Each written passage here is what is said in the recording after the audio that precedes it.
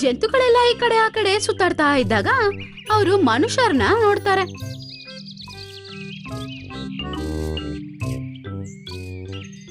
ಆ ಜಂತುಗಳು ಆ ಮನುಷ್ಯರ ಹಿಂದೆನೆ ಹೋಗುತ್ತೆ.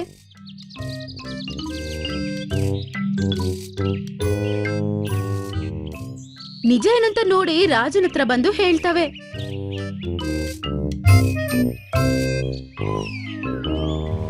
ಮಹಾರಾಜ, ನಾನ್ ನಿಮಗೇನೋ ಹೇಳ್ಬೇಕು. ಹೇಳು ಕಪ್ಪಚಿರತೆ. ಮಹಾರಾಜ, ಮನುಷ್ಯರನ್ನ ಹಿಂದೆ ಹೋಗಿ ನಾವೇನೋ ಕಂಡಿಡ್ದಿದೀವಿ. ಮಹಾರಾಜ, ನಾನು ಮತ್ತೆ ಕಪ್ಪು ಚಿರತೆ ನೋಡಿದ್ವಿ. ನಮ್ಮ ಅಕ್ಕಪಕ್ಕದ ಫ್ಯಾಕ್ಟ್ರಿಗಳೆಲ್ಲ ಇದೆಯಲ್ಲ, ಅದರ ಪೈಪು ಜಮುನಾ ನದಿಲಿದೆ. ಅದ್ರಿಂದಾಗಿನೇ ಗಲೀಜಾದ ನೀರು ಮತ್ತೆ ಕೆಮಿಕಲ್ ನೀರಿಗೆ ಬರ್ತಾ ಇದೆ. ಅದ್ರಿಂದಾಗಿನೇ ನಮ್ಮ ಕಾಡಿನ ಪ್ರಾಣಿಗಳು ಸತ್ತಿರೋದು. ಮಹಾರಾಜ, ನರಿ ಸರಿಯಾಗೇನೆ ಹೇಳ್ತಾ ಇದೆ. ಹೌದಾ? ಈಗ ಆ ವಿಷಯ ಏನಾದ್ರೂ ಒಂದು ಈಗ ಉಪಾಯ ಮಾಡ್ಬೇಕಲ್ಲ, ಇಲ್ಲ ಅಂದ್ರೆ ಎಲ್ಲ ಮುಗ್ದೋಗುತ್ತೆ.